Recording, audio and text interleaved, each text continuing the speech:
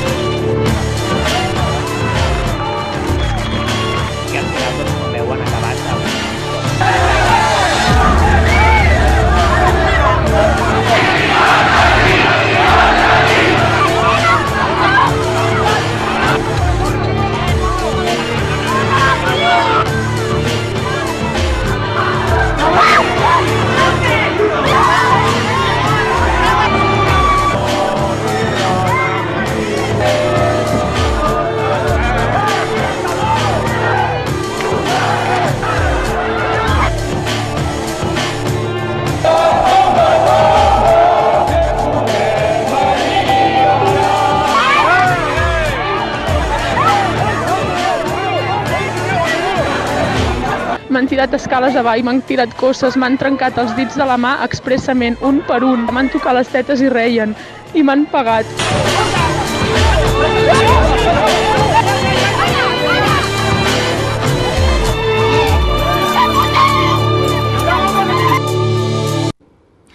Irudi latzak dira hoiek, edozein kasutan esan beharra daukagu irudi latz hoiek bezalaxe, gaurkoan bestelako irudiak ere ikusi ditugula. Ikusi ditugu herritarrak kalean, desobedientzia zibila era baketsuan aplikatzen, ikusi ditugu eserialdiak egiten, boto paperak eskuetan, bozkatu dutela eta bozkatuko dutela esanaz. Izan ere, bozkaleku asko irekita egon dira, eta tentsio unen latzak egon badira ere, beste toki askotan, eskola askotan, normaltasunez, eta tentsio handirik gabe bozkatu ahal izan dute herritarrek. Eta une unkigarriak ere izan dira. Zein kasuetan, analisi maila hau hasteko galdetu nahi nieke gure hiru gonbidatuei beraiek ere nola bizi izan duten gaurko egun hau. Baina ezeren aurretik aurkezpenak. Gurekin daukagu gaurkoan, Carmelo Landa, ongi etorri. Gabon, bai, eskerrik asko. Sonia González, mila esker etortzagatik. Bai, Gabon. Eta Imanol Esnaola, eskerrik asko. Gabon. Esaten dizuen bezala, irudi asko, batetik, bestetik, irudi batzuk lazgarriak, beste batzuk itxaropentsuagoak, gutako askorentzat, nola bizi izan duzu zuek gaurko egunak utzi dizkigun irudi hauek guztiak nola begiratu dituzu zuek, Sonia?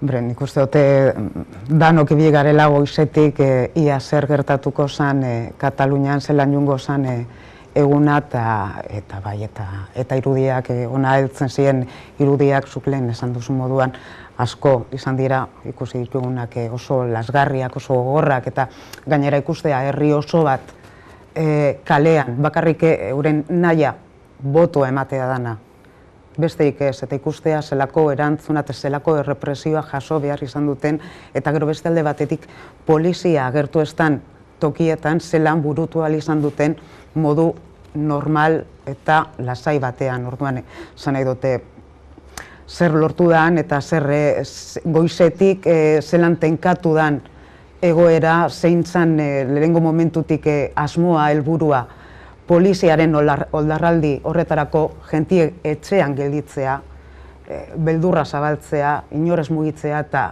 hori ez da pasatu, jentea kalera joan da eskoletara, eskolak defendatu dituzte, egon ziren pare bat egun eskolak defendatuten, nun ikusi da, herri batek bozkalekua defendatu behar izatea, botua eman ahal izateko. Eta ikusi da, bai, hori, ez diezela kikildu. Nik uste dut, Espainiar estatuak, autogobernuak, ez da bela ondo neurtu, pentsatu dutela asko zerraza izango litzatekela azken egunotan egindako mehatxu,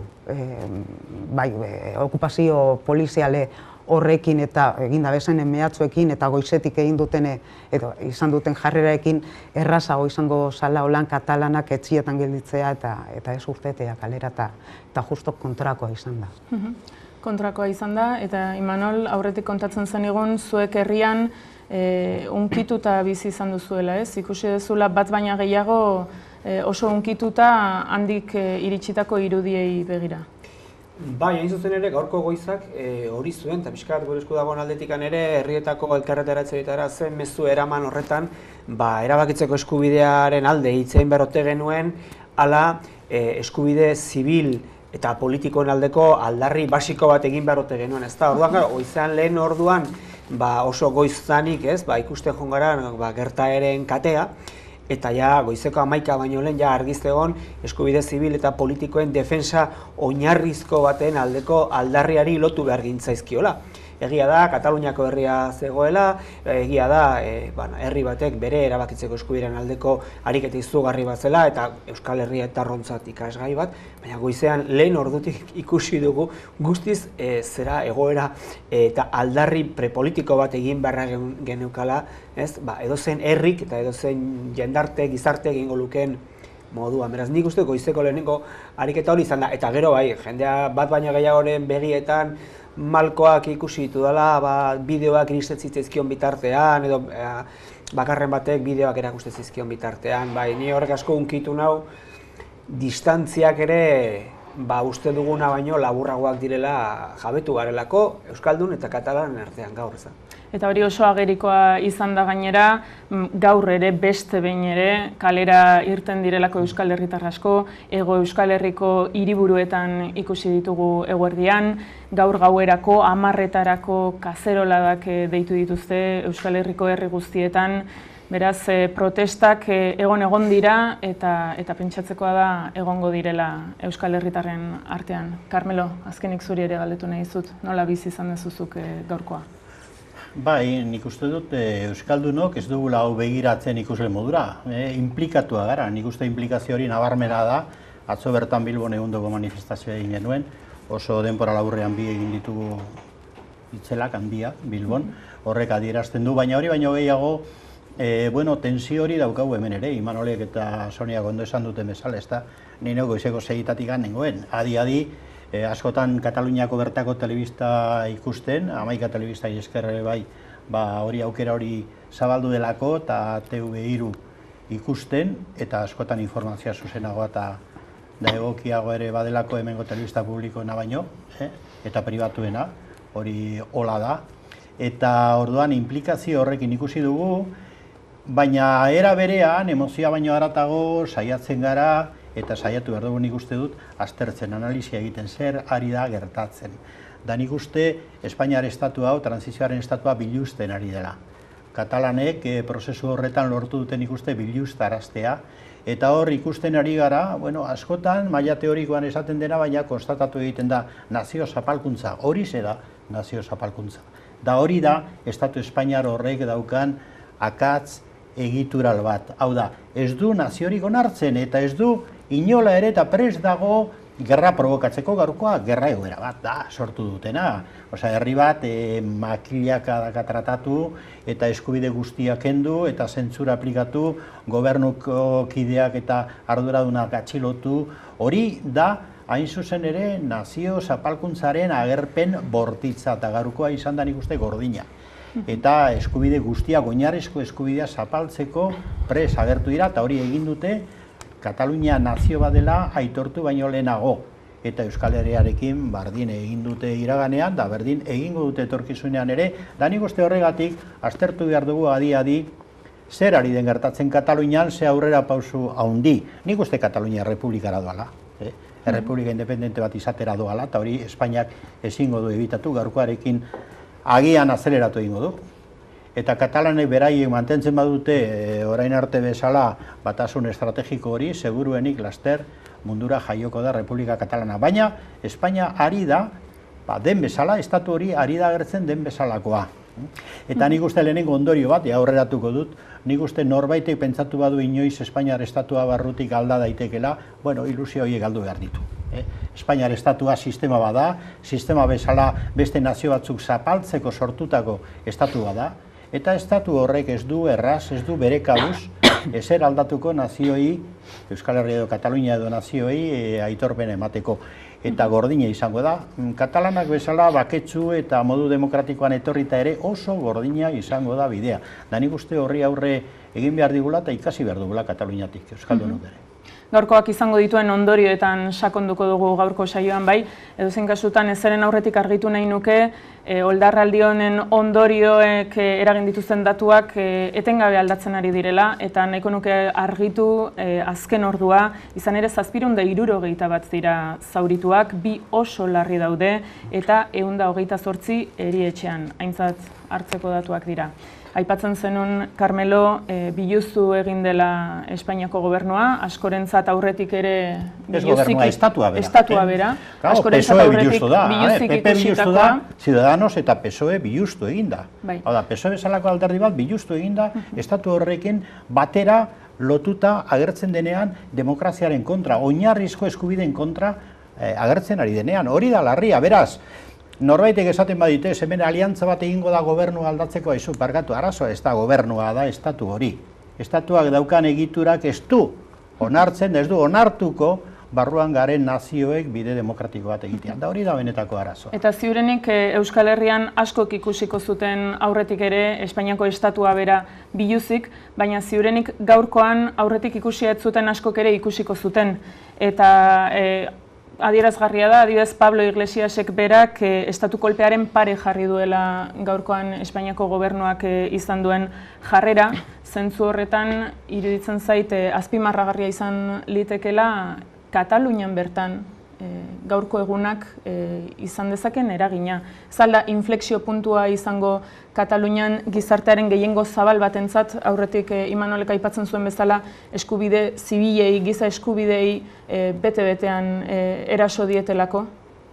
Bai, nik uste nolabait ere gainera gaurkoarekin halako regresio ariketa bat ere egin duela Kataluniako herriak eta memoria kolektiboa, zain zuzen ere, konpains lehendakaria fusilatu zuten haien ondarea oraindik ere nola dagoen bizirik, ezta? Garai hartako goberna eta generalitatea desegin zituena gaur itorri da beste horren beste egin nahian eragoztera, ezta? Beraz, nik uste hor badagoela ondare ilun bat, Carmelok esan duen bezala, arpegia agerian jarri duena, eta noski horrek ondorio sakona ditu, bereziki belaunaldi politiko asko gizarteratu direlako azken hamarkadetan, ezagutu ez dutenak behar bada iragan hori, baina orain oso agerikoa da, ukaezina da, Euskal Herrian eskubide zibil eta politikoen urraketak ezagutu ditugu, ez? Baina hau Kataluniako herriaren aurrean gertatu da, honek ez du atzera bueltarik. Kanpainan bertan ere adierazgarria da trantsizio garaiko zenbait simbolo, adibidez estaka abestia berak zein indar hartu duen, ez?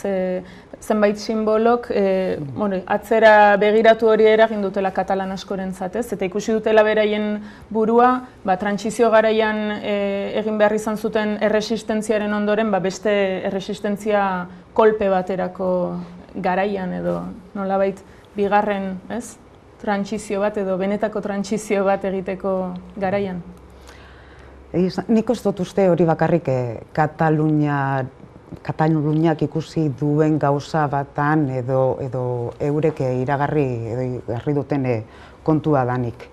Lehen Carmelok komentatze ban, estatua eta estatua ezin demokratizatzea, baina apur bate zabalago begiratzen badugu, estatu espainolean egia da Kataluniako gertaera honek eta asko azeleratu duela eta apur bat estanda egin duela batez ere lurraldetasun aferari dagokionez, baina apur bat zabalago ikusten badugu 78ko eurek esaten da ben trantsizio eredugarri horren ostean ezarritako erregimen hori beste zantzu batzuk ikusten badugu esate baterako estatu mailan izan aldala memoria historikoa bera estatu osoan, hirugarren belaunaldian eta hori psikosozialki aztertuta dago hirugarren belaunaldia guri tokatzen zaigula normalean eta olako kasuetan hori askatzea eta momentu honetan dago estatu espainolean hori guzti askatuten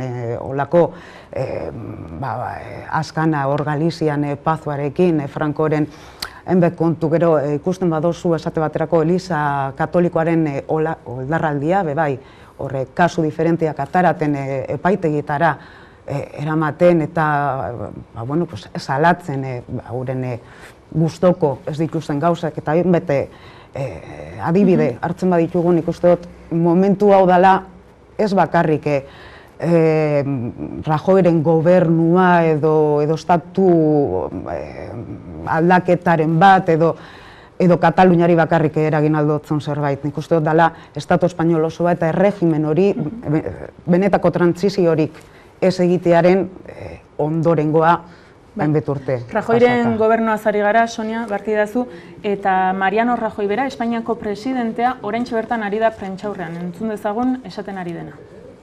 Y garantizar la democracia, pero también amparar la convivencia y buscar la concordia. Ser el presidente de todos los españoles, de quienes me han votado y de quienes nunca lo harán. Eso es lo que he hecho siempre. Y de eso les quiero hablar hoy. A esta hora puedo decirles con toda rotundidad lo que todos ustedes ya saben y lo que hemos constatado a lo largo de esta jornada. Hoy no ha habido un referéndum de autodeterminación en Cataluña. Hoy todos los españoles hemos constatado que nuestro Estado de Derecho mantiene su fortaleza y su vigencia, que responde a quienes lo contravienen, que reacciona frente a los que lo quieren subvertir, que actúa con todos sus recursos legales ante cualquier tipo de provocación y que lo hace con eficacia y con serenidad. Hoy no hemos asistido a ninguna suerte de consulta, sino a una mera escenificación, un episodio más de una estrategia contra la convivencia democrática y la legalidad. En esa irresponsable estrategia política, algunos han intentado hurtar la voz de los que piensan de forma distinta. Han vulnerado los derechos más fundamentales y han traspasado los límites del más elemental decoro democrático. Lo pudimos comprobar fehacientemente en el Pleno del Parlamento los días 6 y 7 del mes pasado, cuando en pocas horas pretendieron cancelar de un plumazo la Constitución y el Estatut, al tiempo que liquidaban los derechos democráticos de toda la oposición. Pretender que las arbitrariedades y abusos a los que hemos asistido desde entonces pasen por ejercicios democráticos es una burla a la esencia misma de la democracia. Hemos visto comportamientos y actitudes que repugnan a cualquier demócrata y que nunca más se deben repetir. Adoctrinamiento de niños, acoso a jueces o acoso a periodistas, sin ir más lejos. Quiero dejar meridianamente claro que los responsables de estos hechos, de los que han tenido lugar hoy y de los que nos han traído hasta aquí, son única y exclusivamente quienes han promovido la violación de la legalidad y la ruptura de la convivencia. no busquen más culpables, no los hay. Tengo muy presente a tantos catalanes a quienes se engañó al convocarles a participar en una movilización ilegal, desarticulada logísticamente y sin ningún tipo de garantía. Entiendo la frustración que hoy pueden sentir y lo lamento sinceramente, pero también les digo que el cauce para debatir sobre sus demandas políticas no puede venir nunca de la quiebra de la legalidad o de la imposición, sino de un diálogo leal en el que se escuche y se atienda a todos. Quiero significar ante toda España que la gran mayoría del pueblo de Cataluña no ha querido participar del guión de los secesionistas. Eso es algo indiscutible. Hoy la gran mayoría de los catalanes han demostrado que son gente de ley en el más noble sentido de la expresión. Sin aspavientos y sin ruidos han ignorado la convocatoria y al hacerlo han sabido situarse al lado de la democracia y en favor de la convivencia. Quiero agradecérselo muy especialmente. Han dado pruebas de un gran civismo y de un respeto insobornable a los principios que fundamentan nuestra convivencia. Han sabido resistir el embate de las peores prácticas populistas. Tienen que saber que todos los españoles valoramos su actitud. Desde ese respeto a una convivencia pacífica y legal, juntos hemos construido y seguiremos construyendo una nación que ha sido capaz de edificar una democracia plena y una voluntad común de bienestar y de progreso. A lo largo de nuestra larga historia compartida, los españoles hemos sido capaces de superar las diferencias más dolorosas y también las dificultades que parecían más insalvables. Hemos sido un ejemplo para el mundo por nuestra capacidad de creer en nosotros mismos y superarnos a cada paso. El Gobierno, como saben, mantuvo en todo momento que ese referéndum... Oiexek, Mariano Rajoy presidentearen hitzak.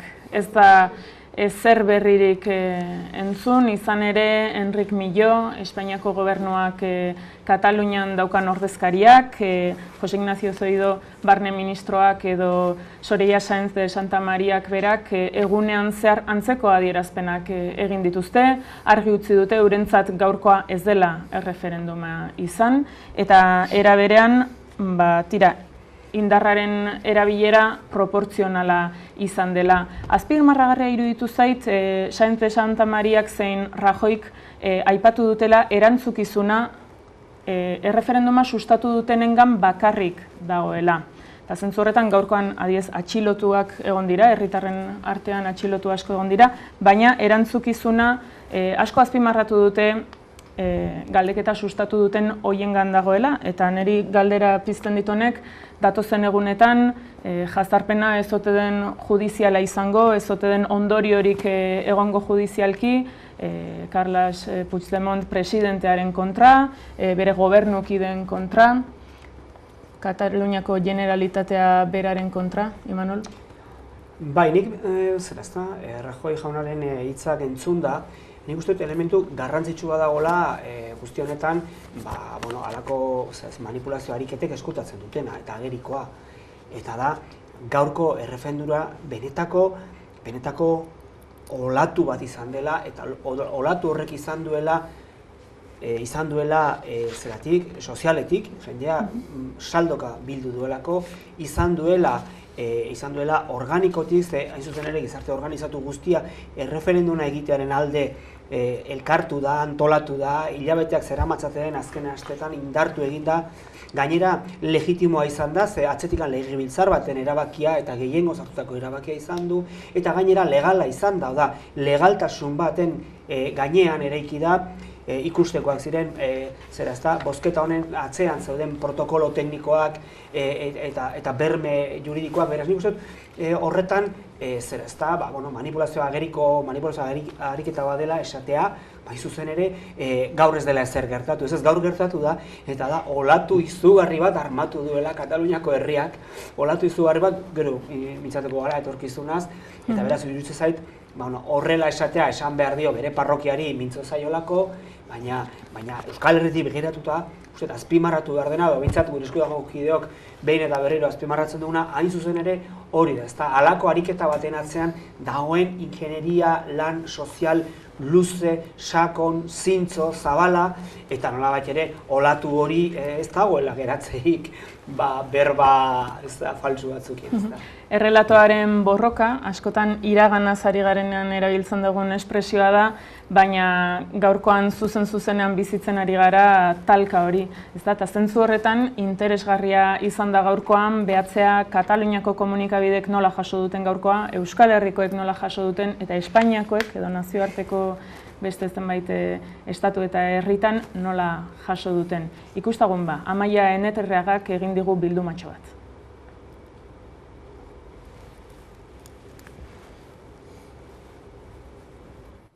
Erreferenduma gutxi esteari eskaini dizkiote. Gobernuak erabiletako indarra arrazoitzen duenik ere agertu da Espainiako medioen artean. Arratsaldean berean irakurri zitezkeen lerroburu hauek Espainiako komunikabiderik kontsumituenetan. Erreferenduma Espainiako poliziaren kontrako erasoa izan dela definitu duenik ere bada. Bertze zenbait mediotan ere irakurri daiteke sare sozialetan zabaldutako irudiak gezurra direla. Nazioartean ordea bertzelako oihartzuna izaten ari da erreferenduma. The New York Times edota Wall Street Journal bezalako egunkariek Espainiako poliziak sortutako kaosa helarazi dute bertzeak bertze. Mundu mailan edonora iritsi zalere, urriaren lehenengo honetako informazio eta testigantzen protagonistak sare sozialak izan dira. Sare sozialei esker mass mediez aparte ere irudi asko, argazki eta bideo asko konpartitu dira. Katalan askoren testigantzak zuzenean plazaratu dituzte eta gaurkoan azken asteotan ez bezala askorentzat ezinezkoa izan da isilik geratzea, ezta? Sonia, entzun dugu nazioartetik ere asko izan dela gaurkoan hitz hartu behar izan dutenak iaia ezinbestean. Bai, gauza bata, estatuak kontrolatu aldituen komunikabideak, esate baterako Telebizio Espainolak, ez da upamenik egin goiz osoan zehar gertatzen ari zanaz, esan ezer gertatzen, antza, esan ez da altzea, ez, baina gaurko gunean komunikazio arlo hau mugarik ez dekona, sare sozialetan eta posible dana momentuan jakitea, beste komunikabide batzutan, atzerriko komunikabide batzutan ze islada emoten dan, zelako hori kontrola ezina da eta normala da, nazioartetik egin diren adierazpenak egunetik zehar gobernuaren jardueraren kontra. Nazioartetik ez da etorri adierazpenik Kataluniako herriaren kontra edo referenduen kontra, adierazpen guztiak izan dira Estatu Espainolaren kontra, eta ni bereziki batentzioa egin dit goizean, bertan Bartzelonan egondan europarlamentario bat, ez dut gogoratzen izena, eta bera da, belga edo, eta kontserbadoren taldekoa, eta berak esan dituen harrituta baino, ze unkituta ondan ikusten zuen horrekin. Sok egoeran, berak esan du, bera sok egoeran zegoela. Eta zelan zan posible Guardia Zibila bidaltzea herritarren kontra, eta zelan zan posible Estatu Espainolaren aldetik konstituzioa erabiltzea demokraziaren kontra. Nik uste dut hori dela gakoaz, eta bera lotxatuta egoela. Konstituzioa zelan erabiltzen duten, azken batez, zelan ematen dioten buelta osoa eta demokraziaren kontra erabiltzeko hori eta Estado de Derecho, esaten den, toda la fuerza del Estado de Derecho. De Derecho gehitzen dut zoie, baina esan nahi dutena da Estatuaren indarra, eta Estatuaren indarra badakigu zer den. eta Espainiaren estatuaren esku are gehiago.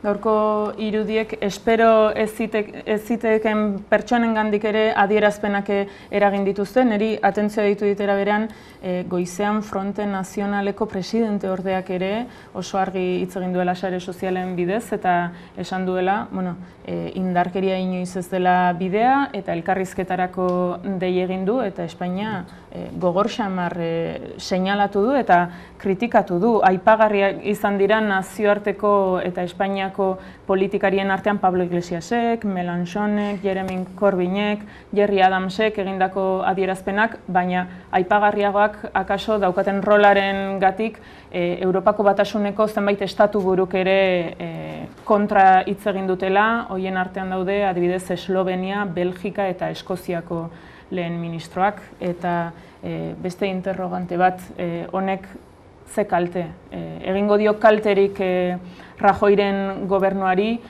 izango aldu Rajoyren gobernuarengan edo Espainiako estatuarengan, berarengan ondoriorik nazioartearengandik? Bai, da ez bakarrik nazioartearen aldetik. Nik uste dut oso adierazgarri izan dela Rajoyren azken agerpen hau. Bere aurpegia ikusteaz aparte eta bere jarrera fisikoa ikusteaz aparte, nik uste bere eman dituen argudio nagusiak aztertzeko modukoak dira. Begira, hemen ari da gertatzen galtzailearen sindromea oso nabarmen, eta da errealitate alternatibo bat eraikitzen du. Eta adibidez, hiru baieztapen egin ditu funtseskoak bata. Katalunian ez da referendunik egon, esan du. Bueno, ikusiko ditugu datuak, ikusiko ditugu emaitzak, baina hor milioika persona botu eman dute. Gaur, beraiek trabatzen saiatu badira ere, datuak hor aterako dira. Orain ari dira boto kontaketan, orduan, ukatzea Katalunian erreferenduna egon denik, errealitatea ukatzea da. Baina hori baino, oraindik printzipioen da dogmatikaren mailan akats larriagoak egin ditu. Esan du, esate baterako, demokraziaren esentziarekin jokatzen ari direla beraiek. Nola da posible demokraziaren esentzia aldarrikatzea oinarrizko eskubideak zapusten da bortzatzen dituztenean modu nabarmenean munduaren aurrean. Eta gero gainera esan dut, ja, nik uste hori sumuma izan dela, esenplu bat direla munduaren aurrean. Mesedez, lotsagarri ari dira gelditzen munduaren aurrean. Orduan, elementu hauek, hau da, errealitatearen distorsioa nabarmena egiten duen gobernu presidente batek arazo larri bat du, eta ari da galtzen, da nik uste hori ari zaila gertatzen. Estatu Espainiarra ari da galtzen argudioen eta nolabait esan komunikazioaren batalla modu nabarmenean. Rajoy bera, nire harritu egin hau agertzeaz, lehenago botatu de Santa Maria aurretik, eguerdian, astakeria itzelak esan ditu, baina orain berak oraindik handiagoak, ez da? Agertu egin da, baina astakeria itzelak esateko. Dibortziatuta dago realitatetik, eta nik uste etorkizunik gabeko politikari bat dela Rajoy, hori hasteko. Baina gero, niri gehiago interesatzen zait, euskaldunoi uste dut gehiago interesatu behar zaigula, zer ari da gertatzen Katalunian. Kolpeak ikusi ditugu, jentea odoletan ikusi dugu, baina hor fondan zer ari da gertatzen. Ba nik uste fenomeno oso interesgarria ari dela gertatzen da Estatu Espainiaren porrota ekarriko duena, nik ez dut zalantzarik gola izango dela. Ari da gertatzen batetik, Katalunian nolabaiteko lotura edo batasun estrategiko bat gertatzen ari da, herri mugimenduak, instituzioak eta alderdi politiko printzipalak Katalunian. Printzipalak diot, ze badaude estatuko alderdietako sukursalak, gero eta marginalagoak, PSC edo Ciudadanos edo PP, marginalagoak, gero eta gehiago Katalunian, baina estatu berri baten, errepublika baten indar politiko nagusiak ari dira hor antolatzen batasun batean. Eta gero deskonexioa. Nik uste detailean sartzen bagara, ikusiko dugu azken hilabetean edo 2 hilabetetan, deskonexio horrek, estatuarekiko deskonexioak, urratz erraldoiak eman ditula maila instituzionalean, parlament, generalitat, maila politikoan bebai eta herri mailan. Eta puntu ahulak baditu eta gaur nabarmentu dira, eta nik uste hortik ere ondoriak atera behar ditugu. Non ez da ondo egin deskonexioa esate baterako indar polizialetan. Gaur ikusi dugu, bueno, gora bera, baina mosoek oraindik orain hainbat eskola itxi egin dituzte. Hau da, hautez-kolegioak itxi egin dituzte. Zergaiti da hori? Oraindik ere hor deskonexioa ez delako era bat bultzatu nik uste dut. Aldiz, harrigarria bada ere Generalitateak egin du, eta arriskuak asumitu dituzte arriskuak, eta gaur egun deskonexioa erabatekoa da Generalitateko gobernuaren da Rajoyren gobernuaren. Erabatekoa, eta sorionak horregatik. Parlamentak egin du, parlamentak bere, ondo esan du Imanolek, bere legeria propioa atera dugu. Eta Rajoyari da esaten, legearen kontrari dira, ez, Kataluniako parlamentaren legeen aldeari dira egiten, hor deskonexioa gertatu da. Aldiz, eta hau apuntatzen dut puntu, kritika modura, eta ezaigu guri tokatzen kritikak egitea, noski, baina azterketa modura, guk ere ikasteko hortik, nik uste deskonexioa dauka puntu ahul bat, hain justu ere populazioa babesteko behar diren indarretan, eta horrek egin du posible Espainiar estatutik hainbat polizi sartzea, eta azkenean parte hartzea, eta egin du posible ere Mossoak oraindik orain lotzea Espainiako estrategia baten barruan, oraindik ere. Ze hor dudamudak egon dira, tirabirak egon dira, baina jarrera bezala, jarrera askoz koherenteago izan dute zuhiltzaile, esate baterako, Mosso epaino. Ordan hor dago puntu ahul bat, da hori aztertu egin behar dugu. Baina nik ja ondorio batera iristen naiz. Nik uste batasun estrategiko demokratiko hori eta deskonexioa ondo eraman da hori garaipenerako bidea da. Entzun dugu aurretik Espainiako presidentea eta orain prentsaurrean hizketan ari dena Pedro Sánchez da, PSOEko idazkari nagusia. Entzun dezagun. Una consulta cuya última consecuencia, como hemos dicho en muchas ocasiones, es dividir, es fracturar a la sociedad catalana, como hoy ha quedado reflejado en las imágenes que hemos visto en los medios de comunicación. Una consulta sin ninguna garantía, que esperamos no sirva como coartada al bloque secesionista para declarar unilateralmente la independencia de Cataluña. Quiero en este sentido manifestar el respaldo del Partido Socialista Obrero Español al Estado de Derecho, a sus reglas y a sus instituciones. El respaldo del PSOE a la integridad territorial de nuestro país, que hoy está en riesgo. Y lo hago consciente de que nos encontramos en un escenario en el que las discrepancias ideológicas deben quedar en segundo plano. Estamos en un momento en el que debe primar el interés general por encima de las siglas, de las ideologías, de los partidos y de los cálculos electoralistas. Estamos hablando de convivencia, que hoy está siendo amenazada por ese bloque secesionista. Es por tanto el momento de la razón, es por tanto el momento del sentido común, que ha estado ausente en los últimos años de la política cuando estamos hablando precisamente de las relaciones entre Cataluña y el conjunto de España. Porque si nos quedamos solo con las emociones, estaremos entrando en esa dinámica de polarización que nos ha llevado hasta donde estamos. A esa lógica en la que si no estás con unos, estás con los otros. Pero los socialistas hemos respaldado desde el primer momento a las instituciones del Estado.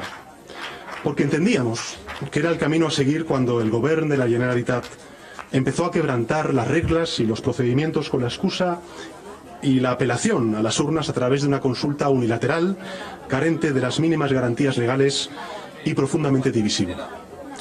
Una consulta que pervierte el concepto de la democracia, y me parece importante subrayar este concepto. Esta consulta pervierte el concepto de la democracia y consagra una huida hacia adelante del Gobierno de la Generalitat que solo va a causar frustración, división.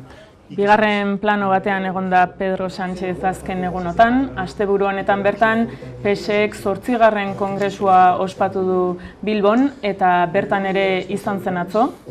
Eta tira, orain hartu du hitza eta babestu egin du Espainiako gobernua eta Katalunian gertatutakoaren aurrean bat egin du elkarbizitzaren alde bere hitzetan.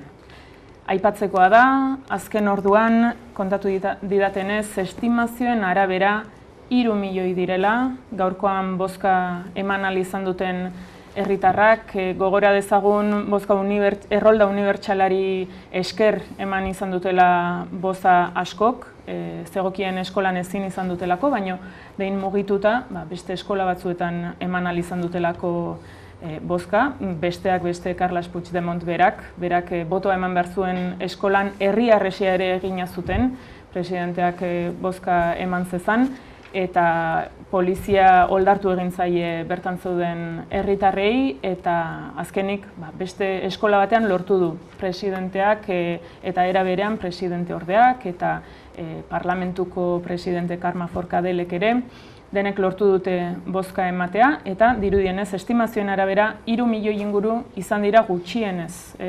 Aipatzekoa da, duela egun gutxi, Omnium Kultural eta ANS-eko ordezkariek esaten zutela, egoera zein zen ikusita, oztopoak zeintzuk izan zitezken ikusita, 1 milioi bat inguru balira botoa ematen zutenak, adierazgarria izango zela oso emaitza, eta ikusi dugu ziurenik haiek buruan zuten ainakoak edo are handiagoak izan direla oztopoak, eta hala ere badirudi 3 milioitara iritsi dela.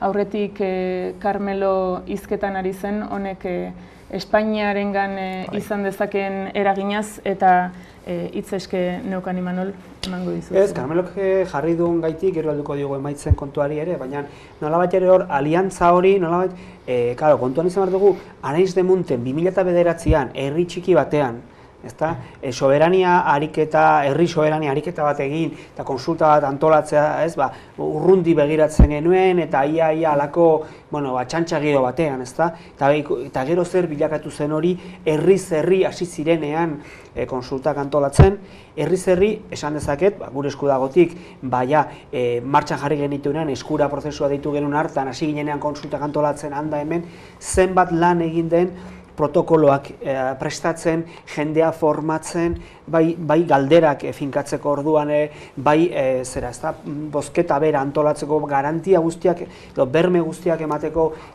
bertara bozkatzera zetorren herritarrari, jakin da, gure kasuan, herri ariketak zirela, ez zirela ariketa instituzionalak, gaurkoa izan den modukoa, eta zer nolako lana egin den Euskal Herrian hainbat herrik disfrutatu bal izan dute, zera hori, ariketa hori egin izan ez baliz Katalunian, gaurko egunean jendeak zer defendatzen zuen, ez dituzte soilik boto kutxak defendatu dute prozedura oso bat, bermearena, gardentasunarena eta legitimitatearena. Eta jendea ikustea, bozkalekuak defendatzen ostiralaz geroztik, hori ez da egun batetik bestera sortzen, eta ez da soilik ere beroaldi bat. Nik hori azpimarratu nahiko nuke zuzen ere, Euskal Herrian oraintxe bertan, aurten bertan ere, hainbat herrik lan hori egingo dutelako, milaka lagunengana iritsi, 100 ikuskatzaile, 100 maitago lehendakari eta arduradun, guztiak formatu, guztiak azalpenak eman, eta jabetu zer den, erabakitzeko eskubidea, ez da iritzia ematea bakarrik, erabakitzeko eskubidea, herri bat ordenatu eta erabaki baten bat edo beste izan azken emaitza, erabaki baten alde indarrak saretzea da. Horren alde nik uste dut, Katalunian ikusten ari garela, hemen egiten ari garen lanaren azken emaitza. Gauza bat baita legitimitatea izatea. Herri orok du legitimitatea guk Euskal Herriak duen bezala. Baina legitimitatearekin batera lortu behar da nolabait ere hori ariketa praktiko bat bihurtzeko behar den indarra, Eta hori heziketa prozesu luze baten emaitza da, nik uste dut gaur Katalunian ikusten ari gara, baina konsulta bat antolatu dugun guztiok, barrutik ikusi ahal izan dugunak, pozez, 100 milaka lagun, bere laguntza eskaintzen asko eta asko gainera, ardura, izen, eta konpromiso, eta nolabait ere, arrisku personala hartuz nola saretu ditugun hor Kataluniako eredua, ulertu nahi badugu orain egiten ari garenak Euskal Herrian zer ekarri beharko luken, adostasuna eta batez ere defendatzeko grina bat, iritziak iritzi, azpimarratzen dut, iritziak iritzi. Askok defentsa horretan badirudi azken asteotan bereziki ulertu dutela, dagoeneko eskubide kontua zela, baina duintasun kontua ere bai, eta ideia hori askori entzun diegu, erasoen aurrean eskubide hori defendatzea dagoeneko duintasun kontua ere bilakatu dela. Baina ez da izan zapaltzera etorri denaren kontrako mezu bat, izan da herri bezala, ariketa batean, elkar hartuta sentitzearen aldeko lan bat, Hau da, herri bat direla, iritziak iritzi, diferentzia defendatzen dutela, euren artean egiten dituzten ariketa horiek, kanpoko injerentzien aurrean. Horregatik nik uste dut, hor dagoela egiten ari garen eta egiten ari direnaren muin handi bat. Ez da izan salaketa izan da itxaropenaren, baikortasunaren eta batez ere herritasunaren defensa ariketa handi bat. Zentzu horretan zaila dirudi pentsatzea gizarte honek, herri honek atzera egingo duenik, ezta? Behin puntu honetara iritsita? Gaurko eguna baino lehenago nik uste dute nahiko argi ikusten zela Katalunia harina edo beranduago alde egingo da bela, baina gaurko eguna ikusita akaso hori arinduko da, eta behitzu lehen zu komentatu dozunarekin lotuta eta orain Sánchezeri entzun dioguna eta askotan errepikatu den gauza bat izan da erreferendunak edo independentismoak edo prozes berak egin dabela Kataluniako jendartea banandu edo dibizinio bat eragin dabela, eta ikusi ahal izan duguna izan da justo kontrakoa. Horre onda, kalietan egonda, identidade, sentsazio eta sentipen sakon bat, katalanen identidade hori eurak batu egiten dituena, ez dakit, niretzako deskriba ezina, olako momentu batzuetan bakarrik sentitzen direnak, eta nik uste dute ez bakarrik gaurko egunean, aurreko egun guztietan, prestaketa guztian, herri moduan jokatu izana. Eta gero beste kontu bat, Carmelok esatean lehen, Rajoik zelan demokraziaren funtsarekin jolasten da bizela. Egunotan, kokatu dabe, demokrazia zer dan. Demokrazia legea betetzea da. Orduan hau ilegala danez, ez da demokratikoa. Hori izan da, axioma hori izan da. Eta orduan, demokrazia legea betetzea bada, ze ezbardintasundeko horrek diktadura bateaz. Eta horrek buelta mon beharriako. Demokrazia da herriak legeak aldarazteko ahalmena eukitzea. Hori da demokrazia, eta ez legea betetzea. Eta horreri mon beharriako buelta. Eta honen erreferendunaren eta prozesaren saiakera hoiz izan da. Herriak eurentzako injustuak diren lege batzuk aldaraztea. Egia da, parlamenta eta gobern eta bestelako lege batzuk egin dituzte, baina hau izan da ariketa bat, ahalmen ariketa hori. Eta hori da demokrazia, horreri bueltaman behar diogu, eta ze mezu horretan ez da ibili bakarrik PP edo PSOE. Mezu hori agian ez zain esplizituki, baina mezu horretan ilegala denez ezin da egin, ez da demokratikoa, modu batean edo bestean aritu dira bat baino gehiago, eta horreri bueltaman beharriako. Eta bentan demokrazia zer dan. Eta ere puntura karri. Orain arte ikusi gabekoak ikusi ditugu zentzu horretan, politikari katalandarrek, agintari katalandarrek, eurek parlamentuan onartutako legeak obeditu dituztela esan dute behin eta berriz. Espainiaren legeak desobeditu baino, eurek era demokratiko batean bozkatu eta onartutako legeak obeditu dituztela. Eta zentzu horretan, trantsiziorako legeari begiratzen badiogu, gaurkoan baiezkoak irabaziko balu, oraindik ez daukagu datu hori, baina baiezkoak irabaziko balu, segituan, atzo bertan Jordi Cuixartek Omnium Kulturaleko bozeramaileak esaten zuenez 72 edo 48 edo 72 ordutan prozesu konstituzio gilea martxan jarri beharko lukete eta independentzia adierazpena egin. Bueno, nik uste hor zuhurrak izan behar dugula euskaldunok eta utzi behar diegu Katalaniei beraien bidea definitzen eta modu egokian bideratzen, ezta. Errepublika berri bat edo estatu propio bat eraikitzea ez da erresa. Konplexua da, halako egoeran ikusten dugu, oso konplexua da. Meritu ikaragarria dauka Kataluniako herriak, baina oztopo eta traba handiak ditu aurrean.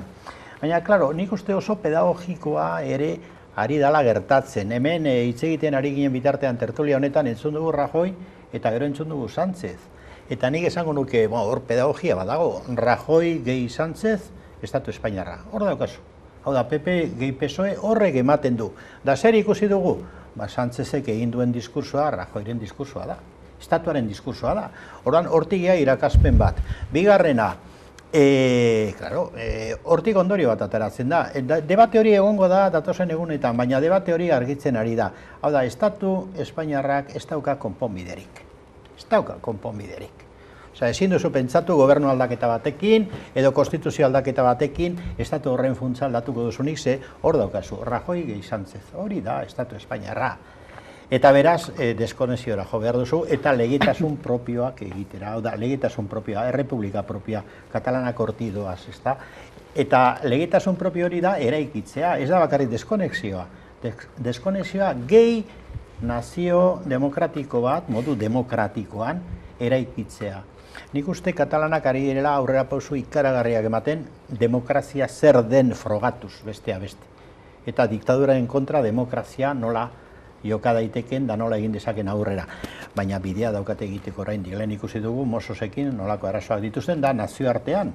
Europar Batasunarekin arazoak dituzte. Europar Batasunak joera du estatu zaharrak ontzat emateko. Eta ez da erreza. Baina euskaldunok, bai. Egiteko daukaten bide horretan, urrengo pausoak noiz izango diren, ez? Hori da orain galderetako bat. Egingo aldute adierazpen hori, baiezkoak irabaztekotan beti ere? Nik uste pausoak ari direla izaten, eta guk jakin behar dugu pausoak baloratzen hitzak baino haratago, ez da? Legea atera zuten, referendunerako legea atera zuten, Rajoyk esaten zuen, ezinezkoa da, egin dute referenduna. Rajoyk ukatzen du, baina 3 milioitik gora boto emale badaude, hori referenduma da. Legitimazio ikaragarria dauka gainera. Eta deskonexioa ari dira burutzen, lehen esan dut, Generalitatea gaur egun ja gobernu propio bada. Parlamentua gobernu propioa da, legeak egiten dituzte, legeria propioa dute. Eta nik uste ari direla ja pausoak ematen. Noiz emango da momentua aldarrikapen ofizial batean esateko, proklamazioa egiteko eta gu gara Republika Katalan esateko, bueno, utzi diegun beraiei hori baloratzen. Nik uste bidean doazela eta oso ondo doazela. Nik uste irabazi egingo dutela. Irabazten ari dira eta egingo dute bidea eta nik uste osatuko dutela. Bestea beste, Espainiak gaur argi utzi dielako ez daukatela lekurik, Espainian. Hau da, ez dela Rajoyren gobernuaren arazo bat, estatuaren arazo bada. Espainiar estatuan ez gara kabitzen, ez Katalunia ez Euskal Herria. Da hori, hemengo zenbait buruzagi politiko eta instituzionalentzako nik uste atera beharreko irakaspena da. Niri pena handia ematen dit, benetan diot eta argi esan behar dut, egunotan Urkulluk egin dituen deklarazioak. Eta oraindik ere gaur egun egiten dituenak, aizu.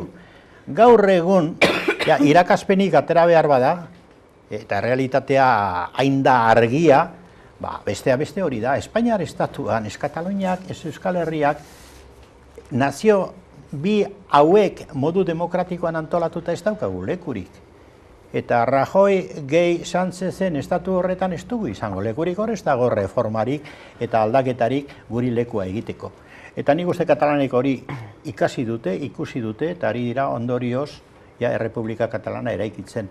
Eta bejoin deiela, eta nik uste lortuko dutela. Da guk orain, Imanolek ondo esan duen bezala, irakaspen pedagogikoak atera behar ditugu eta bidea egiten jarraitu behar dugu, ari gara. Baina hemen ere behar ditugu herri erakundeak, ditugu baino sendoagoak. Behar dugu herri erakunde horiek bultzatzea hemengo alderdi politiko eta instituzioak. Lehen aldiz denbora luze baten ondoren egin dugu Bilbon manifestazio nahiko bateratua. Nahiko bateratua, lehen aldiz. Eta hori izan da herri bultzadaz eta sorionez, besteak beste gure esku dago, herri erakunde baliotsu horrek egin duen aleginagatik. Bueno, hor daukagu bide bat egiteko, baina irakaspenak atera behar ditugu argiak. Eta ez digu balio, lehendakari izan da ere, lehendakari batek esatea, hemen berriro ere hitz egin behar da, orekak egin behar da, hemen ez dago orekarik. Rajoyrekin ezin da orekarik egin. Ezin da egin, da Estatu Espainiar horrekin ezin da orekarik egin. Hemen behar da deskonexioa eta alternatiba bat, Euskal Errepublika egiteko, Katalanek Katalan Errepublika egiten ari diren bezala. Argi hitz egin behar zaio jendeari Euskal Herrian ere. Inigo Urkullu lehendakariak gaurkoan sare sozialen bidez adierazi du erabat penatzen dutela gaur Katalunian ikusten ari garen gertaerek gizartearen haustura arriskua areagotzen duten ekimenek bereziki. Eta gertaera deitze horrek gazteleraz incidente hitza erabili du, bat baino gehiago haserrarazi dute, epelegiak iruditu zaizkielako hitz horiek oso bestelakoak izan dira Uxue Barkosen hitzak, konturatu gara 2015etik ez zuela idatzi Nafarroako lehendakariak bere Twitterreko kontuan, eta gaur amorrazioak ziurenik eramango zuen adierazpen hauek egitera. Berak esan du zaila dela irudikatzea herri katalandarrarena, baino duintasun handiagorik eta zaila tristeki zaila erantzun polizial hau baino gehiegikeria handiagorik irudikatzea ere. Pentsatzen dut garrantzitsua izango dela erakunde maila batean, maila politiko batean, gaur eta datozen egunetan ere, Euskal Herritik ere emango zaion erantzuna gertatutakoari. Ez zaizu iruditzen? Begira, ni parkatu, baina berotu egiten az honekin. Penatu egiten hauena da Urkullu berak egiten ditun deklasea, eta Urkullu berak azken aldian penatu egiten hau, benetan. Eta ez da broma bat, ez da esateagatik. Nik uste euskaldun hori ez dugula merezi era horretako lehendakari bat. Horra aldaketa bat behar dugu geuk ere, eta esango du zergaiti begira. Gaur eguerdian, egon naiz telebista diferentetan, da komunikazio diferentetan ze jarrera hartzen zuten aztertzen, oso importantea. Ikusten duzuenez. Jente asko errealitatea hortik ikusten du, danok ezin gara Barcelonara joan, eta ikusten dugu. ETB bik, eta hor Urkulluren eskua ikusten dut, eta salatu egin behar dut ETB barrutik ezagutzen dudalako, ETB bik egin du eguerdiko teleberri, eta hau salaketa egin dezake, ze komunikabide publiko bada, eta jenteak eskubidea dugu salatzeko, eguerdiko teleberrien aurkezpenean esan du enfrentamientos en Cataluña, aizu parkatu. Ez da hori. Euskal Herriko komunikabide publiko batek ezin du titular bezala aurkeztu gaur Katalunian gertatu dela enfrentamientos en Cataluña. Non egon dira enfrentamientoak. Izan da, Polizia Espainiarrak egin duen matxake bat, mesedez. Zer gertatzen da hemen? Hitz egin dezagun arraki. Urkulluk nahi duelako alako oreka faltsu baten diskursoa mantendu konprometitu egiten duela telebista publikoa, alako titularrekin, hori onartezina da. Euskaldunok merezi ditugu beste komunikabide batzuk. Ez Espainiar estatuarekin lerratzen diren komunikabideak, zeren orduan ezingo dugu inoiz ikasi prozesu hauetatik. Eta hori ari zaigu gertatzen. Da nik uste hemen ere sasoia dela hasteko eraikuntza alternatiboa egiten. Geure komunikazio sistema propioa eraikitzen. Eta hau, minduta baina esan behar dut, EITB ez da jokatzen ari eta ez da lerratzen ari hemengo komunikabide bezala. Eta hor, ardura politikoa daude. ETB zuzentzen duten arduradun politikoek, Urkullu berak, egiten du Espainiaren menpe lerratu. Eta horrek kalte egiten digu, eta are gehiago alako egoera kritikoetan. Hau, esan egin behar da. Horrela delako. Asko dauka jokoan lehendakariak, gogora dezagun, EAJak badituela akordioak PPrekin, eta beraz, azken egunotan lehendakari bezala hartu duen posizioak aldaketak izan ditu. Bere garaian esan zuen erreferendumak ez zuela inolako bermerik. Gaurkoan izan dituen hitzak ezberdinak izan dira. Ziurenik kritikoagoak ere, Espainiako gobernuarekin, hala ere askorentzat penagarriak. Eta alderdiak berriz, EAJak berriz bestelako adierazpen batzuk egin ditu, ez? Eta adibidez Eusko Legebiltzarrean EH Bilduk Kataluniako herriaren babesean eta Espainiaren oldarraldiaren aurka aurkeztutako mozioa onartu egin dute. Atzokoan gure esku dagoke deituta Bilbon egindako manifestazioan parte hartu zuten.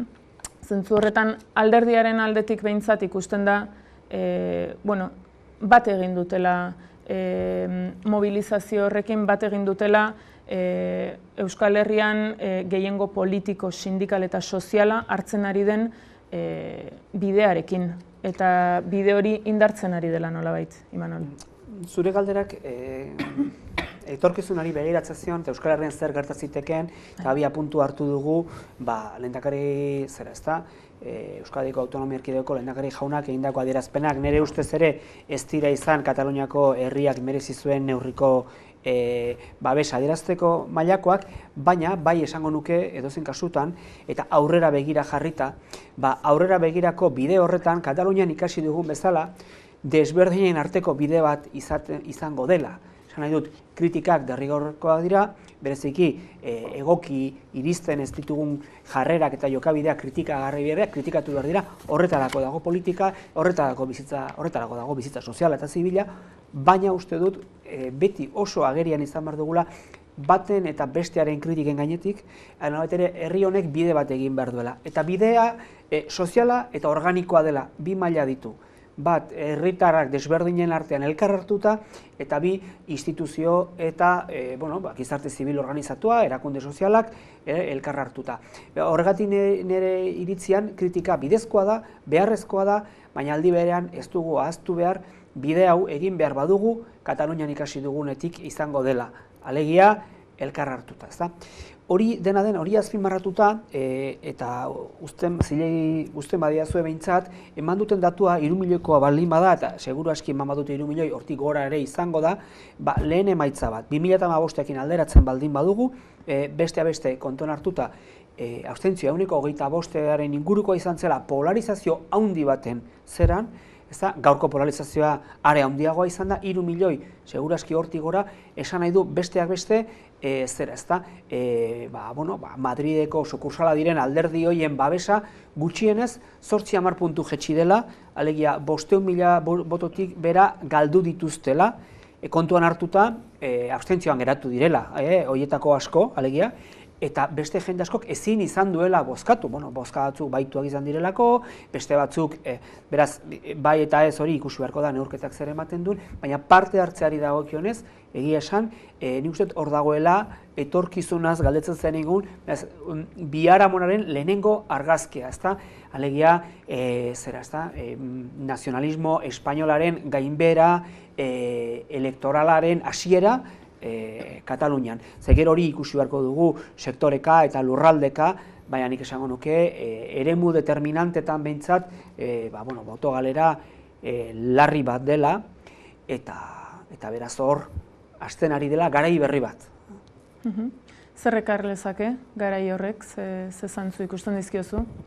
Garai berri horrek ekartzekoa lehenik izango da gaur gertatu den eta azken 2 astetan gertatu den guztiaren nolabaiteko lixeriketa, eta lixeriketa termino sozial baikorretan. Hau da, jasandakoa, barneratu, aurrera ilusioz begiratu, minarekin ez bizi, baizik eta itxaropenari bidea eman. Beraz, lehenengo lixereketa hortik joango da, bigarrena biztan denez errepresio izango da, juridikoa, espero dut, epe laburrean, ez dakiz epetan, segia da, Europatik eta ez diotela erraz jarri Puigdemont jauna gobernu bateko burua atxilotzea, eta horregatik ez da gertatu, hain zuzen ere, hau da, nazioartean legaltasun azpimarratzen da, legitimitatea azpimarratzen da, eta Kataluniako instituzio bereziki 2 horiek zaindu dituzte legaltasunez jokatu dutelako, zenbait lege erabakitzerakoan, eta hartu diren erabakia legebiltzarrak hartuak izan direlako.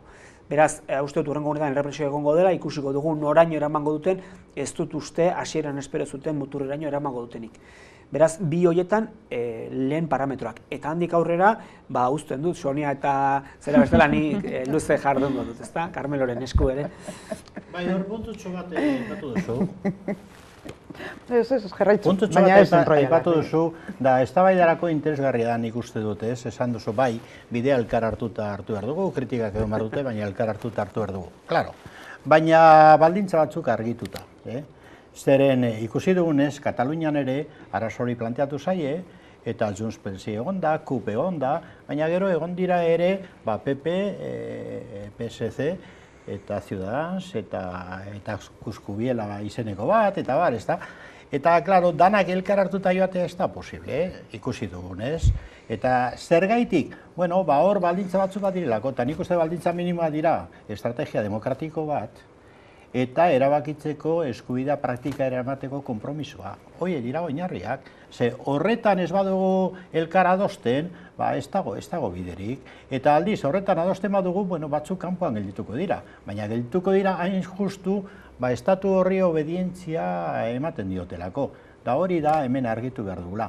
Eta gero, eraikuntza bidea egiten dugun einean, bertoko erakundeak eta bertoko indarrak antolatu beharko ditugu, eta komunikabideen eremuan ere bai. Ezin dena da, pentsatu, etorkizuneko errepublika bat egin daitekela demokratikoa, hemen orain jasan behar ditugunekin, ezta? Hori dana argitu behar da. Orduan, zer etorriko zaigu? Nik uste, Kataluniari eta gero geuri ere, irakaspen, promesas eta aukeraz beteriko bide bat zabaltzen zaigula. Gogorra izango da, Katalunia bezala, latza izango da seguruenik, baina bide hori ari da zabaltzen. Nik uste Katalunia gaur puntu asko irabazi dituela nazioartean, legitimazioa irabazi du. 3 milioitik gorako botua badaude edo datua badaude, garaipen ikaragarria handia da, sufritu egin du, baina aurrera doa. Eta nik uste aurrera joate horretan, nik uste iparra mantentzen badute eta estrategia demokratiko bateratu bat, herri mugimendua, instituzioak eta bertako alderdiak, danak elkar hartut ez dira egungo, baina bertako alderdi nagusiak estrategia hori mantentzen badute, ikusi egingo dugu Errepublika Katalana. Da Euskal Herrian nik uste dut badugula zer ikasi ere, eta nik kritika egin du lehen, da usteo kritikak argitu egiten dituela gauza asko. Katalunian ere ikusi duzuenez, prozesu horretan bidean gelditu dira batzuk, inkluso president bat bidean gelditu zen. Bueno, aurrera egin dute.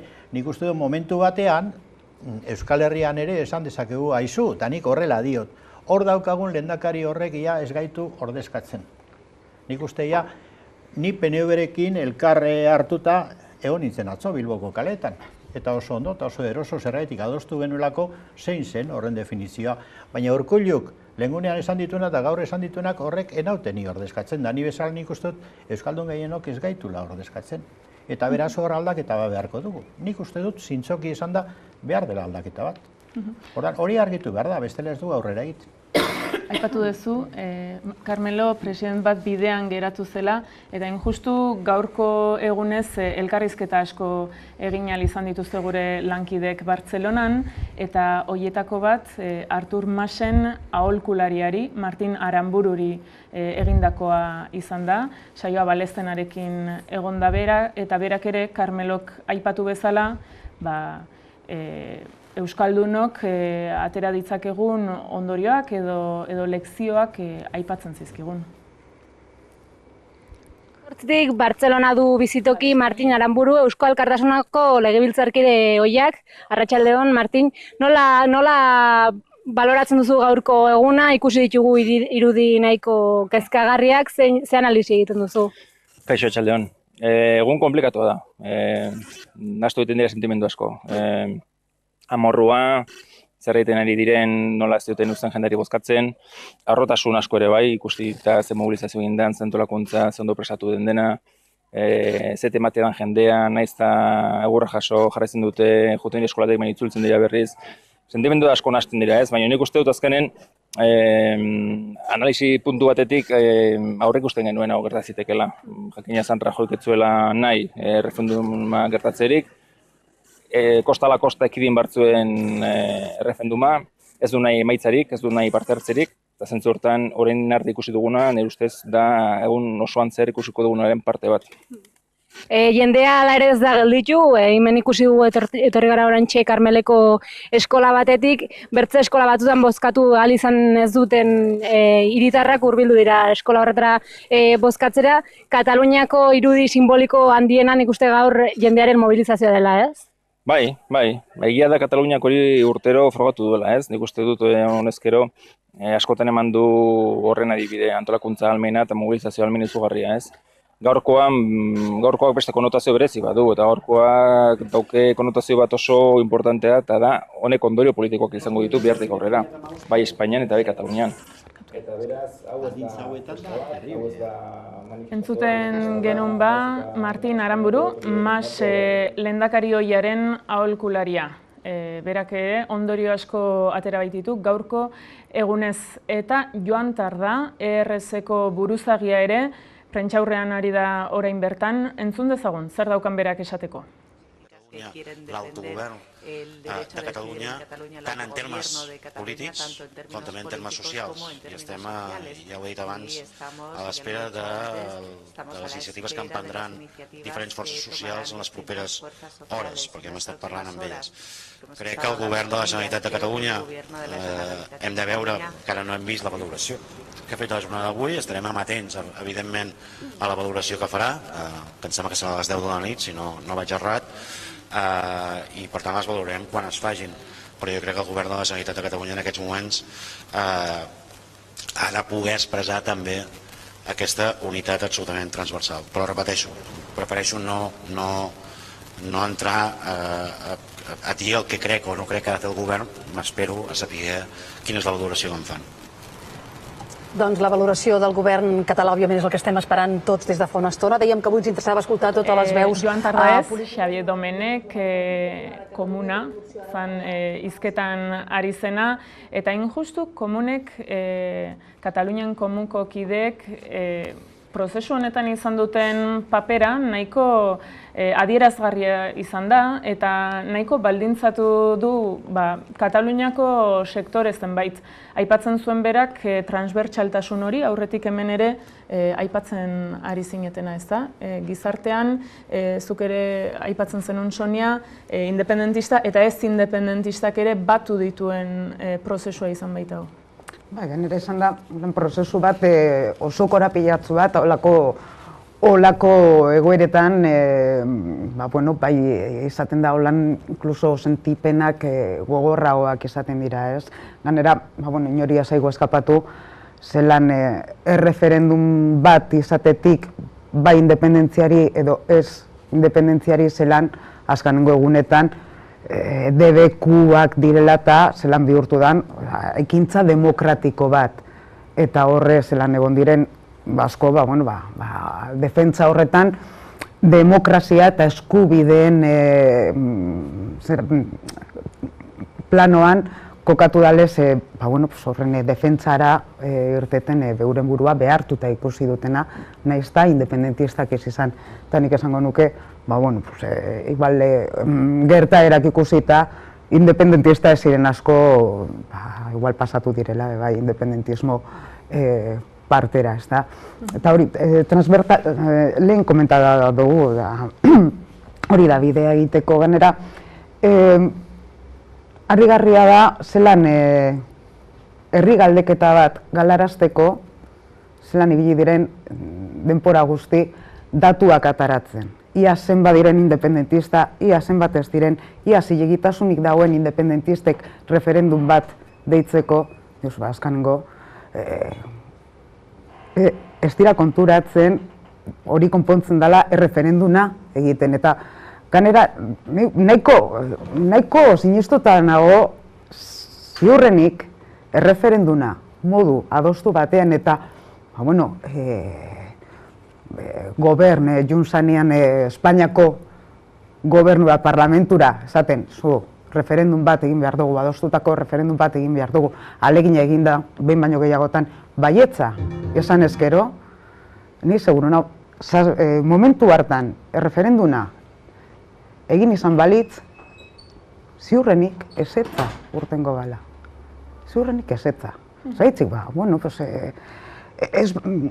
independentistaz edo sentimendu hori usan aldozu, baina bilurra ematen duta horlako, bai baina orain, eta gero zehingo dugu, igual beldur horrek ere modu pertsonal batean jokatuko luke, baina horren pasatako guztia ikusita, justo kontrakoa gertatu dela. Azkenean, hemen ez dut gelditzu nahi eta bardin dozte zer pasatzen den, bilur hori guztik, aparte kontrako sentipen hori eta gutxiespen sentipen batetik zapalketa sentipen batera pasada herri katalana. Gutxietxiak sentitzen da zapalduta. Sentimenduare gogorragoa da. Eta orain zer, esaten zenun, beste bide bat hartu dela prozesuak, Espainiak erreferendum hori egitea onartuko balu, akaso hartuko ez lukena, eta orain zer atzera bueltarik ez duela dirudien toki batera iritsi dira, eta datozen egunak intentsoak izango direla aurreikusi dezakegu, ziurenik mugimendu asko egongo dira, esanguratsuak, baina zailak dira aurreikusten. Ezakit zer iruditzen zaizuen espero dezakegula. Herri katalanaren aldetik zeintzuk izango diren urrengo pausoak ikusi beharko dugu. Espainiako estatutik badakigu.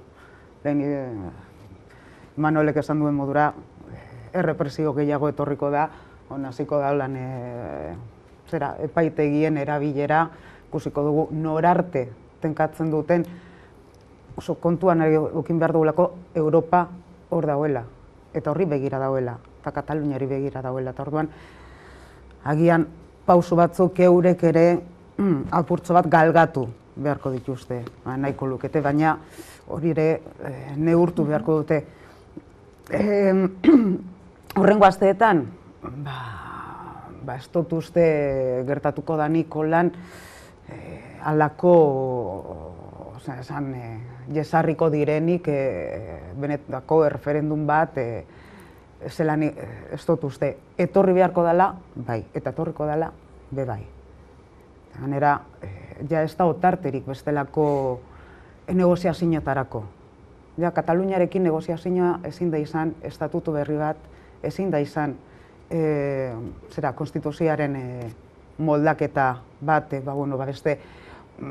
beste izaera bat emateko Kataluniari dauen negoziazio bakarra da erreferenduna noiz egingo dan, zein izango dan galdera eta zeintzuk izango diren eunekoak, ze eunekotik aurrera balioko luken baietzak. Ez dago, tarte gehiagorik ez dago.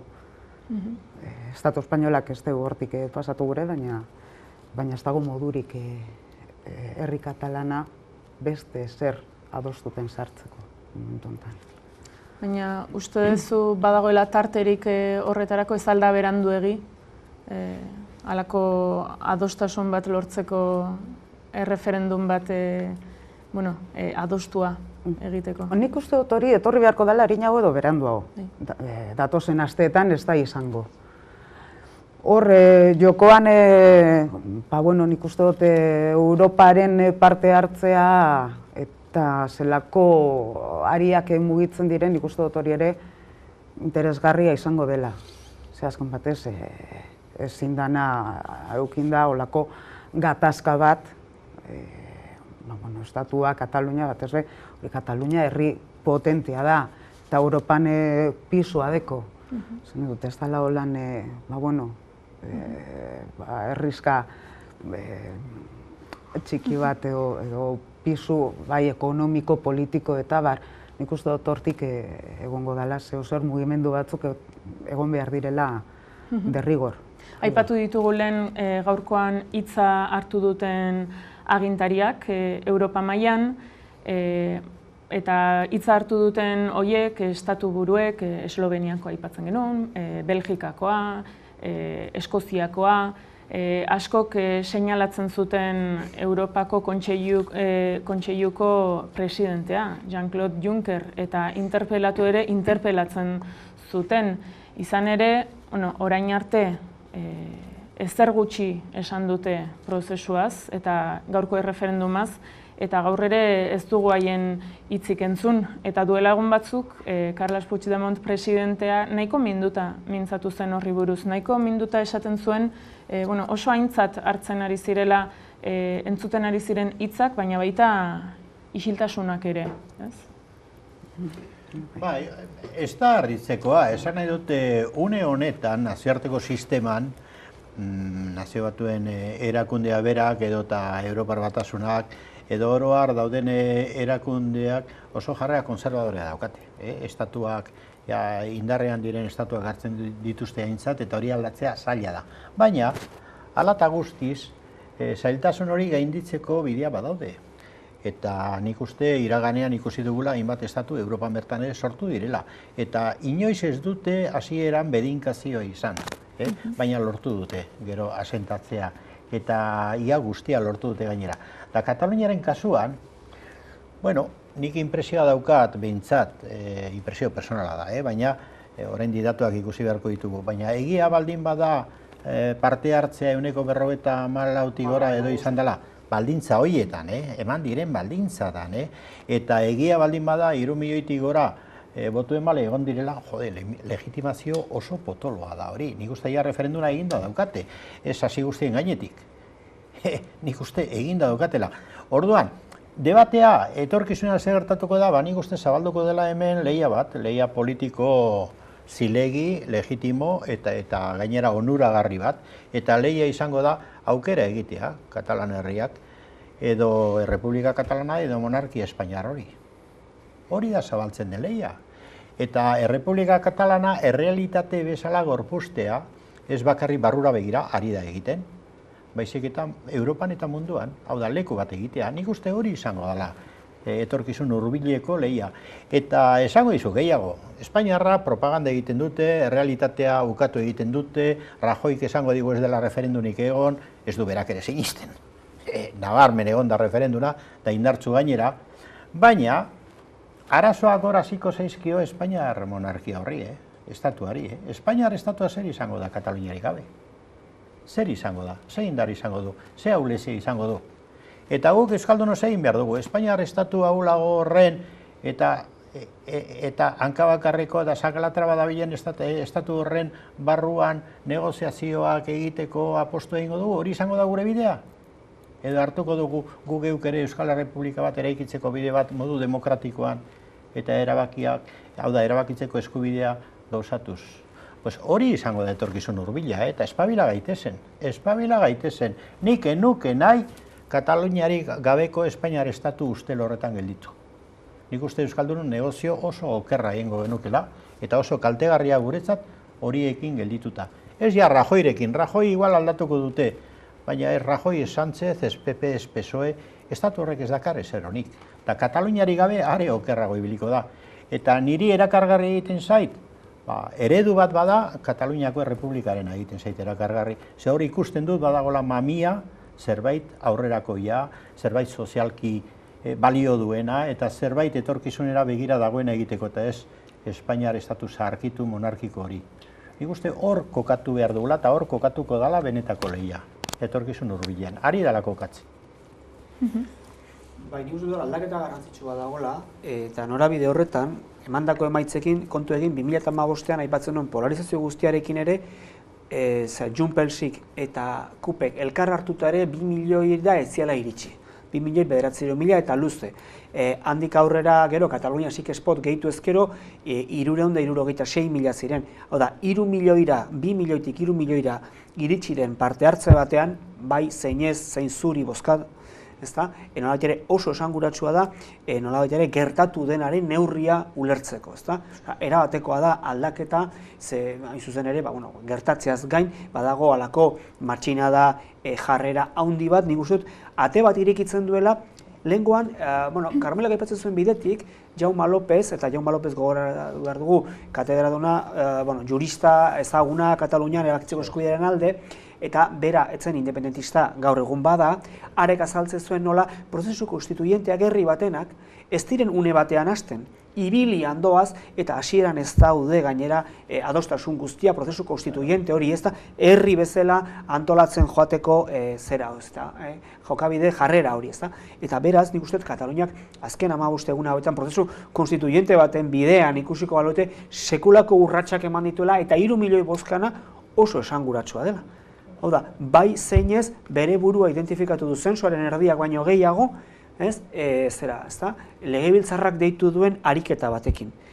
Horrek gero segidan beste batzuk ekarriko ditu, nik uste Errepublika forma hartuko duela, nik ere uste dut, alaber, Carmelak esan dago bidetik, gurea ere ezin dela etorkizun ona izan Kataluniari gabeko estatu batean, eta horrengoan Hego Euskal Herriaz ari naiz, Ipar Euskal Herriko senidek barka nazate, Hego Euskal Herriaz ari naiz, eta nolabait ere kasu horretan oso agerian daukaguna da, Katalunian gertatu dena, ez bakarrik errepresio terminotan, ukazio terminotan ere, ukazioa legebiltzarrari, ukazioa haren erabakiei, gurean ere, behar bada badakit foralitateak eta beste lege indar bat dutela, behar bada Kataluniako estatutuak ez duena, baina uste dut une honetan Espainian sortu den giro jakobino, zentralista eta xenofobo honetan oso zaila izango zaigula eustea gure autogobernu eta buru jabetza maila honi, eta horren ondoan, eta ez dakit zen prozesutan, ezinbesteko izango dela herritarrak erabakitzea eta erabakiaren defensa hori egitea. Funtsezkoa izango da, prozesua azkarrago edo mantxagoa joan. Giro jakobino eta xenofobo aipatu duzu, eta azken egunotan, gaur bertan, Espainian ikusi ditugu irudi batzuk beldurra eman digutenak askori, ez Katalunian eta Euskal Herrian bakarrik, Espainian ere asko beldurtuta dituztenak. Ikusi ditugu Espainiar ultraeskuindarrak agur fascistak egiten, kara al sol abesten, ikusi ditugu atzo bertan demokrazia gehiago zioen kartel bat kendu nahian Bartzelonako udaletxeko eraikinetik oso okerrez banago, eta horrek Espainiar askori ere eman die zer pentsatua eurek ere nahi ote duten estatu eredu horren parte izan, eurek ere ez ote duten ezinbestean beste eredu baten alde egin beharko, eta norabide aldaketa bortitz txamar bat eman euren estatuan eta politika gintzen.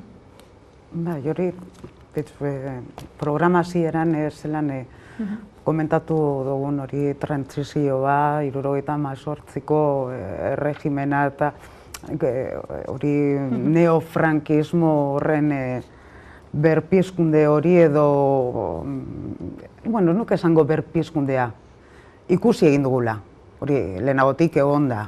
Baina izan da holan erantzun moduko zera bat, alde batetik nik esango nuke bultzatu dela. Eta bultzatu da ez modu organiko baten. Ezik eta komunikabide guztiak, mezu guztia, politikarienak, danak jun dira hori sasatuten eta hori bultzatuten. Gero, egia da, Vox edo beste zera batzuk erabili dituzte, bai intelektuales de izquierda eta intelektuales eta eskerrekoak horren kontra, referenduran kontra. Giro hori, sortu duten giro hori, ikustarazi du jadanik bazegoen neofrankismo edo frankismo hori. Horrek, ze sortu aldeu, delitzu algara holan tranquil, esan da horrek talde oso txikia direla, eta hori ez dela zabalduko, baina horrek zorrazten duena da eskaera batzuk edo planteamendu batzuk mahai gainean ipintzen direla. Eta orduan, mugako edo puntako planteamendu horiek baino bajuagoak diren horiek, edo beste batzuk, igual Pepek ataraldituenak, jenteak hobeto eta errazago irenstea. Eta hori izango litzateke Manolek esan duena, ez? Birzentralizazio prozedura bat. Honek dino, a por ellos, yo soy español, baina igual, horretara ailegatu barik, guazen estatua birzentralizatzera. Eta arrisku hori badago, ez? Azkan izuk ataratzen dozuz, ultrak ataratzen dozuz, eta hor arte, arrilegatzen ez dana, onargarria izan liteke.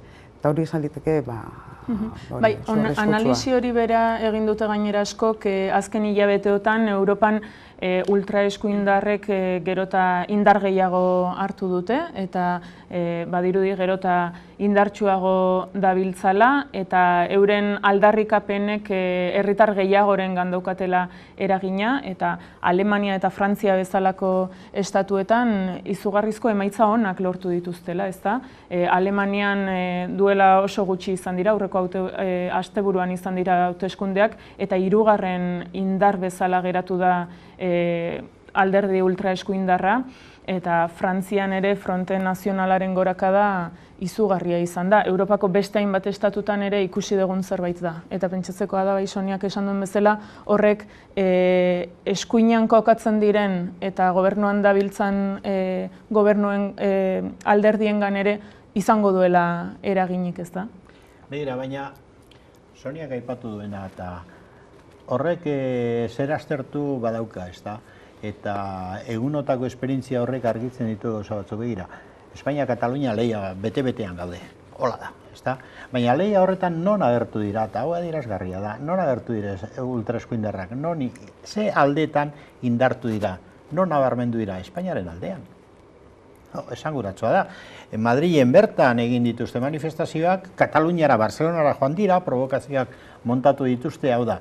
Lehia horretan, Espainiar estatuaren bando horretan agertu dira indartzu ultraeskuindarrak. Zergatik da hori? Katalunian egon naiz, pasadan astean 10 egun egin dituen, aste eta erdi egin dutan Katalunian, ez da? Gironan da, Barcelonan da bai.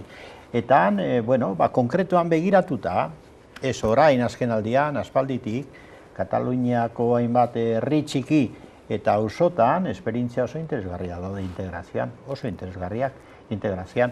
Da ez da kasualitatea orain, mugimendu independentistarekin bat eginda ikusten duzu etnia, arraza eta jatorri diferenteko jende asko ikusten duzu. Guretzat euskaldunontzat harrigarria ere bada hori, baina han ikusten duzu, Katalunian hori badago, ezta?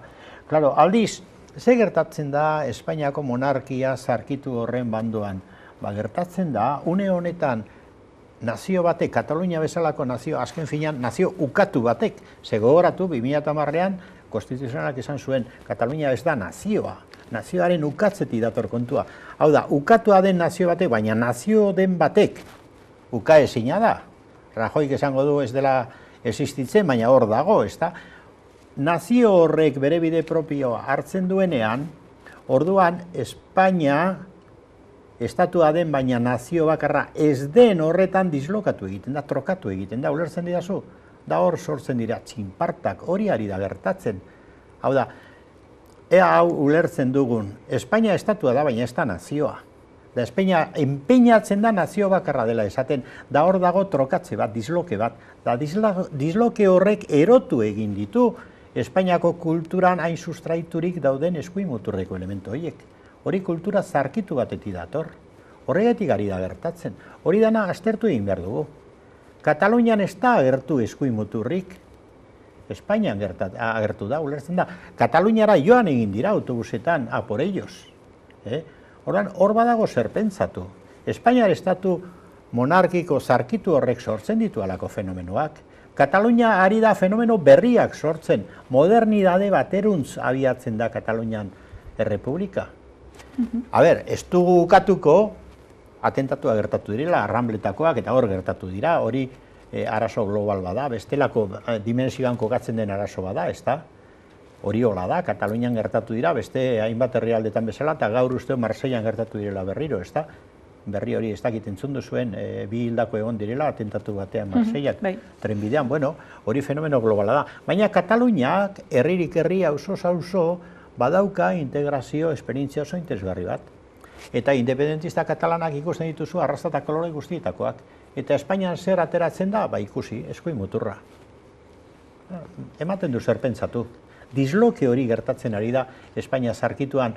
Dagu nola geldituko gara euskaldunok estatu dislokatu horren barruan, nazio bakarri izan nahi duen horren barruan, nola, foralak izango gara? Hombre, mesedez. Toki duinagori merezi dugu euskaldunok.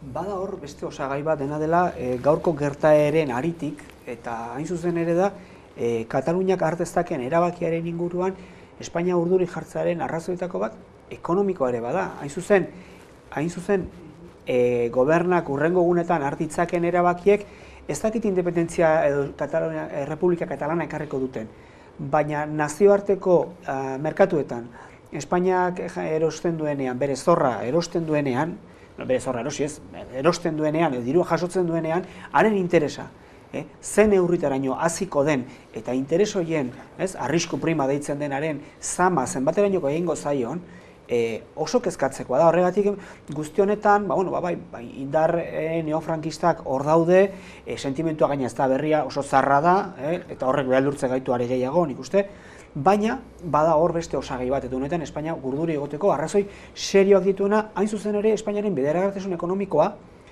oraintxe bertan dantzan dagoelako nazioarteko merkatuetan, baina bihar egon daiteke errekaudazioan. Hau da, Kataluniako herriak erabakitzen badu bere diruak bereak direla, eta esan zuten eta legea onartu bezala hazienda ogasun propioa garatzen hasten baldin badira, hor Espainiak arazo larri bat izango du. Eta uste dut, egun hauetako gertaerek erraztago ekarriko dutela Kataluniarrek esatea ez dut ordainduko, edo ez dut horrelakorik ordainduko, nire herriari ordainduko diot.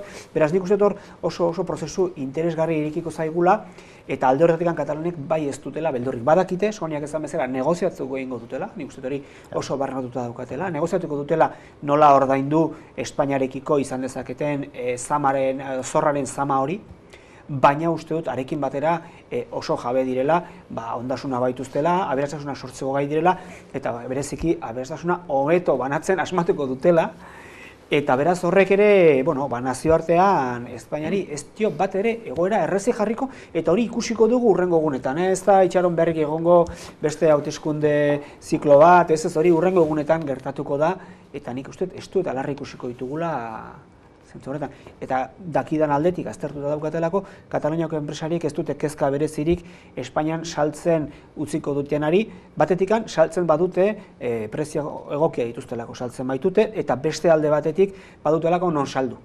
Kabaren kontrako kanpaina hori guztia, hain kanpaina itxusia gainera, ez da, sektore bat zigortzera bideratua, Kabaren kanpainan salmentak desbideratu zituzten Europarantz, eta haien datuen arabera 103 jetxi zitzaizkien salmentak. Kanpainaren guztiaren ondoren, ez da. Zantzeko egoera batean nik uste dut Kataluniako ekonomia eta Kataluniako unibertsitateak eta zera, ez da, inteligentzia deitzen den hori oso prest dagoela arraun egiteko eta enbataren erdian olatuetan ibiltzeko, uste dut, ikasita daudela gainera. Eta aldiz, ez dut uste Espainiako estatua hain erraz moldatuko denik zailtasun edo solbentzia ekonomikoa auzitan du izan dezaken momentu batean. Batez ere etorri dira Espainiako enpresarioak eta izan dira olako irudibaltza ipini dutenak, baina ez, Kataluniatik gauzan dirik ez, ganera zuk esaten zenduna, ogasun propio baterako ez plangintza baizik eta hori guztia gauzatuta edukitzea. Etasmo osoa edukitzea, bakarrik egin behar dabe, hau martxan ipiniko dugu. Lehen horrekin hori da, nazio erakundeak egitea hori da, eta ogasuna hori funtsezkoa da. Eta horretan oso argi bilera eta dinot, hori guztia ipine hasi aldirela martxan ipinten erakunde diferenteak nazio modun, estatu modun, estatu erakundea deko, martxan ipinteko. Gaurko eta gero nork ordainduko du? Zein herritar egongo da prest alako polizigarrak ordaintzeko? Nik uste, ondorio bat atera daitekela. Katalunia aurrera bidean ikusten dugu, Espainiar estatua atzera bidean. Nik uste, eta guk azkenean erabakin behar dugu, ze bide hartu nahi dugun. Nik uste horrela laburtuko nuke, baina oso interesgarria da, eta nire datuek ere bazeto zen esan duzunarekin. Nik uste Espainiar estatuak arazo larriak izango ditu Europan bertan, da nazioartean Kataluniarekin jarrera gogorra mantendu nahi badu, ze Kataluniak kontrara esaten badua zorra zuejan, ze gertatzen zaion. Orduan, hor dago kontua, nik uste etorkizunera begira, itxaropentzu egoteko motibo hori badu Kataluniak. Eta Espainiar estatuak odei beltzak ditu, eta are gehiago jarrera horiekin, odei beltzak zabaltzen zaizkio Katalunian egin duenarekin. Eta guk, garaiz gabiltza pentsatzeko ze bide eta ze bando aukeratu nahi dugun. Eta horregaitik ulertu, horregaitik agertu nahi zain kritiko lehen Urkulluk esan daukarekin, ze uste dut, aukera oso desegokia dela Urkulluk egin duena. Eta guk aldiz egin behar dugu etorkizunari begira apostua. Gehiago Errepublika batekin Katalunia bezala eta gutxiago Espainiar estatu zarkitu horrekin. Europako Batasuneko estatuek oso argi dute Kataluniaren posizioa ekonomikoki ere zein den, eta hor jo duzu gakoetako bat, Europako Batasunak ere, eta estatuek ze posizio hartuko duten, horren baitan egongo da neurri handi batean. Ez baitzaile bat ere komeni Katalunia bazkide bezala galtzea, zentzu horretan beldurra sartzeko edo asko erabili izan da independentziaren kontrako kanpainan Katalunia ez ote zen Europako Batasunetik aterako. Eta kaso, behin independentzia aldarrikatuta aterako da, baino berriz ere bazkide gisa itzultzea, badirudi denen konbenientzia izango dela, ezta? Onerako ala txarrerako, kasu honetan Kataluniarentzat onerako, Europako Batasuna ekonomiaren arabera mugitzen delako. Kataluniak errepublika emaitzak ikusiko ditugu, eta emaitzoien arabera ia parlamentak zer erabakitzen duen, baina errepublika moduan antolatzeko urratsak ematen hasiko balitz, eta ez dakizek ze maiztasun, ze kadentzia jarraituko duen bide horretan, ikusi beharko da, ez dut uste oso azkar joango direnik, sonik esan duen bezala, ulertu behar dugu Katalunia ez bakarrik ekonomia, geoestrategikoki dagoen lekuan dagoela, ardatz Mediterraneoan, arko Mediterraneo deitzen den horretan, bereziki sekulako eginkizunak betetzen dituela nazioarteko merkataritzan, ez bakarrikan Mediterraneo eta Afrikari begira, baita ere peninsula eta kontinentearen arteko loturan, eta gero itxasoz Mediterraneoan dabiltzan hainbat bideren logistikan garraioa jaso eta edatzeko. Beraz, ikuspegi horretatik uste dut, gatazka handia datorrela, eta Kataluniak eskuartean badaukala zerbat nazioarteko hitzarmenetan bere lekua egiteko.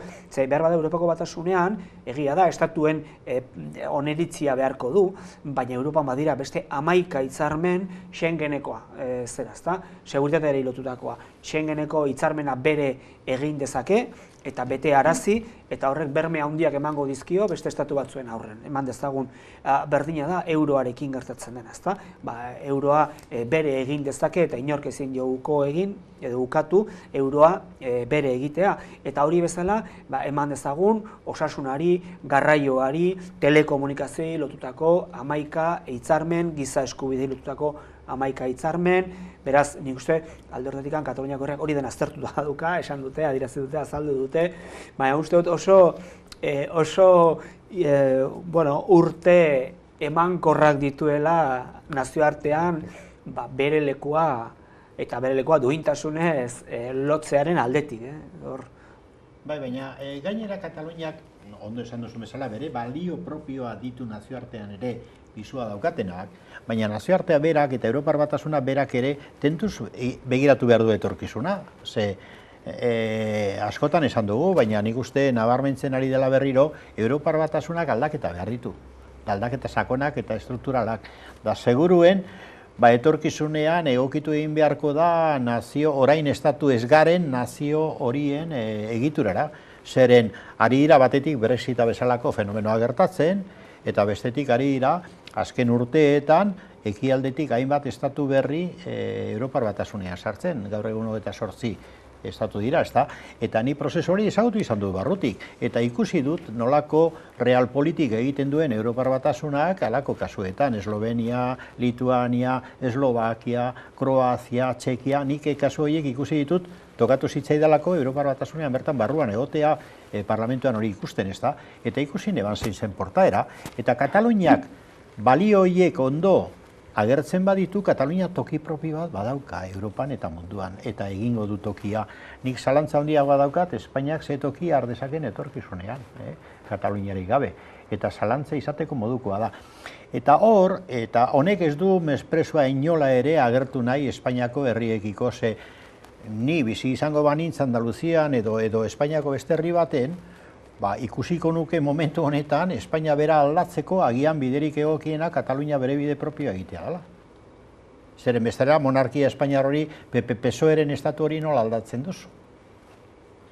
Horren, 78ko konstituzio horrek agertu duena da estatu ankilosatu bat, estatu zaharkitu bat, eta orain ari da arrakalatzen. Eta ni Espainiako edozein herritan biziko banintz, agian, planteatu beharko nukena da, agian Espainia bera osotasunean aldatzeko bidea da Katalunia bere bide propioa egitea, zergatik ez, da guk berregituratzea Espainia hau, eta aitortzea behingoz, hau ez garela nazio bakar bat, eta ezin diogula naziotasuna inposatu inori, eta beste egitura bat egin, laikoa, republikanoa, demokratikoa, akaso hori da bidea. Bidea egiteko dauka Kataluniak, egiteko daukagu Euskaldunok ere, eta argi dago gaurko eguna egun historikoa izan dela, inflexio puntua izan dela, eta Kataluniak behintzat egingo duen bidean eragin argia izango duela. Asko eskertzen dizuet hiruei, gurekin bat egin izana, eta solasaldi honetan gaurko egunak eman duena, eta batez ere aurrera begira etor litekena analizatzen lagundu izana. Imanol, Sonia, Carmelo, mi esker hiruei. Eta utziko gaituzue, oker ez banago, Katalunia plazako irudiekin utziko zaituztegu, bertan egingo baitute ekitaldia, ekitaldi bateratua, erreferendumean baiezkoa bultzatu duten eragileek. Moltíssimes gràcies de tot cor. Volem compartir amb vosaltres aquesta sensació que tenim avui, que una vegada més el poble de Catalunya ha demostrat que és capaç de superar totes les fites que li venen per davant des de la unitat, des de la cohesió social i des de la determinació.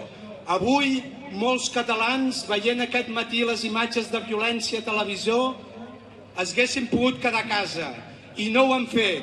Han sortit al carrer a defensar la democràcia. Això no té nom. Això no es pot explicar. Això només es pot viure. Catalans i catalanes, avui hem viscut un dia històric i ens n'hem de sentir orgullosos i orgulloses.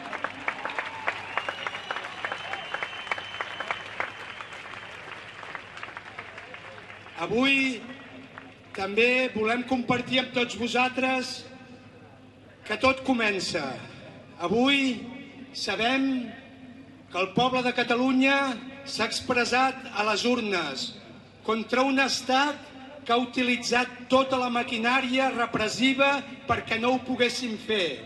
Teniu el compromís de les entitats que serem els dignes portaveus de tota l'exemplaritat del poble de Catalunya. No us deixarem sols, estarem al vostre costat. Us emplacem a tots i a totes que seguiu la consigna de la Taula per la Democràcia que ens emplaça el proper dia 3 d'octubre a una aturada nacional, a una vaga general.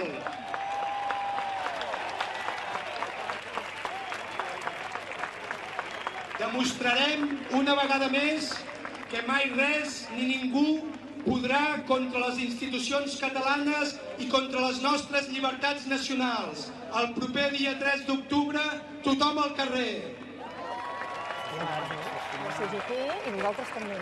Amics, avui també hem de donar... Estem sentint en directe Jordi Cuixart i Jordi Sánchez també, els líders d'Òmnium Cultural i de l'ANC, i acaben d'anunciar la seva proposta per sumar-se a una vaga general, que de fet ja està convocada formalment per aquest dimarts dia 3, per part de sindicats minoritaris i per la part de la CUP també. Seria una vaga general que és la que si efectivament s'hi sumen per la indignació popular que ha provocat avui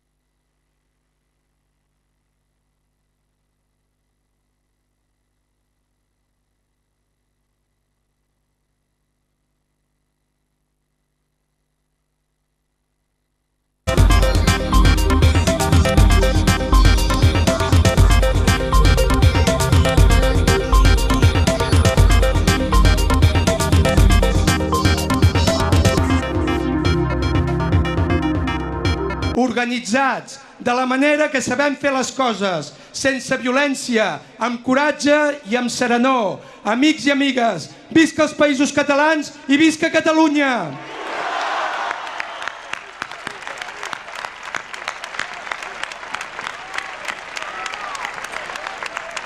Molt bona nit. Avui, per sobre de qualsevol altra paraula, n'hi ha una que ens uneix. orgull de formar part d'aquest país, orgull de formar part d'aquesta gent que hem defensat, urna a urna, vot a vot, la nostra dignitat i el nostre futur.